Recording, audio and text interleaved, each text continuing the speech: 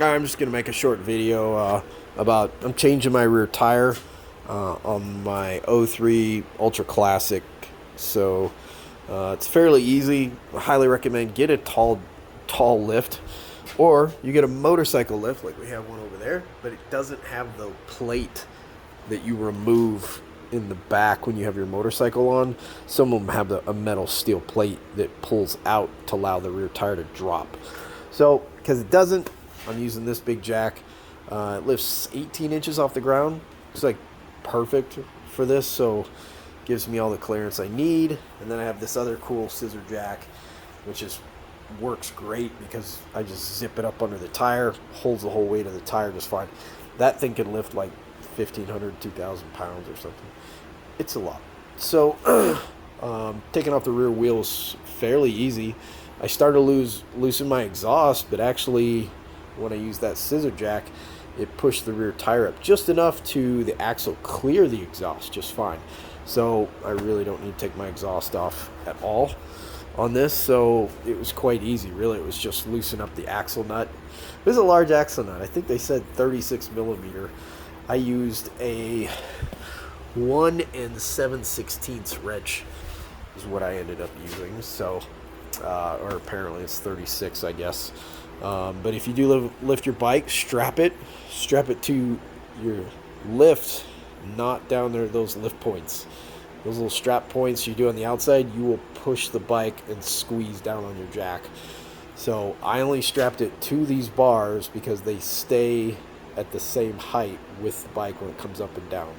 So that's a key thing. Plus, like where I lifted my bike, actually lifted it towards the rear. I should have put it a little more towards the front. So it's kind of nose heavy. So I just threw a big battery in there. Keeps it nice and balanced. But, you know, it feels really solid before I put the battery in. It's kind of nose heavy. So something to be aware of. You're jacking your bike up. Secure it properly. Make sure your jack, if it has those little screws, put those into the floor. It'll keep your jack nice and solid. Doing some rear brake pads and whatnot as well. So anyways, it'll give you plenty of room to get it off. The rear caliper can stay in there. You can wiggle it out of the way once you get the axle out, and you just kind of like move it off to the side, and you'll get that belt off, pull it to the side, and the whole wheel tire assembly will come right out. Be aware of your spacers. Keep them on either side, away from each other. Clean them. Put some nice grease on them when you put them back together. Okay, and then also pulling bearings. So I'm going to change wheel bearings while I'm at it. I found this cheap little Amazon toolkit. It just says Harley Davidson wheel bearing tool. And it comes with like 3 different pullers, and they just flare out inside. There's a tool that's actually inside my wheel. But it flares out. There's a 3/4 inch, 1 inch, and I believe 25 millimeter. This might be the 1 inch. I think I have the 25 inside the wheel. So these bad boys just kind of go down inside. That little lip will catch. And inside it'll get flared. You can't see that. That tool is down inside of here. And it's a 5/16 Allen, I believe. Yeah, 5/16 Allen head. So I just put this all the way through the wheel.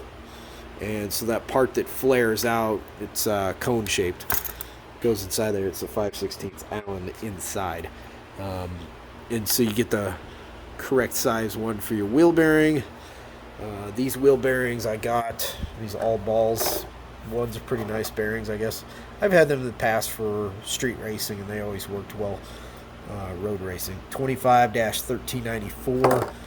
And I think it's, look it up, but 2000 to 06 or so, I believe they use the same. On my model, it's an 03, and it's front and rear, same exact bearing set. They feel nice, they look great. My old one was actually leaking a little bit on one side, the other side looked great. So, whatever. They don't feel bad, but, you know, if you're in here, go in and knock it out, get it done. So, I mean, how often do people change their wheel bearings? Like next to never. So you just have this 5 paw like big old cup that sits on top of the wheel, on the outside of your bearing. This one I've already started to pull the bearing out. Got it like a quarter way out. So when you put your puller inside, you put this big old claw over this. This is actually the puller.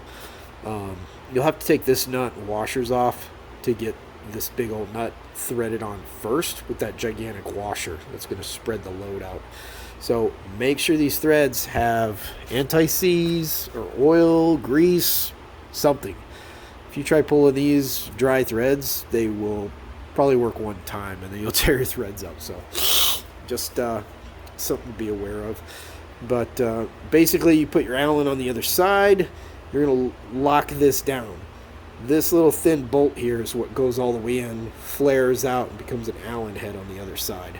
So first you're going to tighten this down, nice and tight, after you've spun this on just a little ways. So just put this on a few threads, this gigantic one.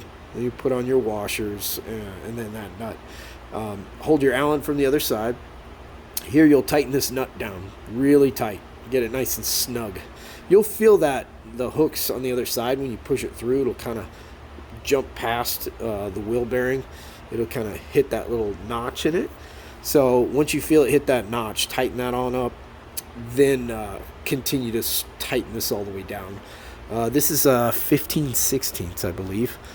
And I had that socket out here. I put it away somewhere. Yeah. Oh no, it was an inch and an eighth is what this big guy was. So anyways, you'll tighten this down while you also have your 5/16 on the other side. So you're going to hold that in there with one hand and tighten this with the other. Just use a wrench. It's not that crazy. A deep socket will get you going if you really want to. Oh, there it is. So your deep socket will get you going, but it'll actually bottom out most likely. Just depends on how deep your socket is. So yeah, so going ahead and bottom that guy out, and it will pull that bearing all the way out nice and smooth. Do clean the inside of there a little bit before you start pulling. So in here is where the other one came out. A little bit of dirt in there, no big deal. And don't forget your spacer. This needs to go back in there. So when you press in your new bearing, don't forget to put that in and then press the other bearing. The installer, I didn't even use the other side, the puller or installer yet, but it looks simple. You just put that through, and then you got all these different caps here, and these are what will pull your bearing through. But you just get the corresponding one here that fits nicely inside your bearing. So that's a nice fit, so I'll probably use that one. I mean, pretty simple. You'll just be tightening that down until it seats. You'll feel the same tension all the way through, and then when it seats, you'll know it. Just stop. So I decided to go in and clean my wheel up a little bit and get it ready for the new tire. I already did the front the other day, doing the old school way with tire spoons. Lots of fun. So, yep. Anyways, hopefully that little bit of info helps anyone if they're trying to change, some wheels, tires on their Harley. Same wheel bearings on the front and rear on this 2003 Ultra Classic. All right, take it easy, guys.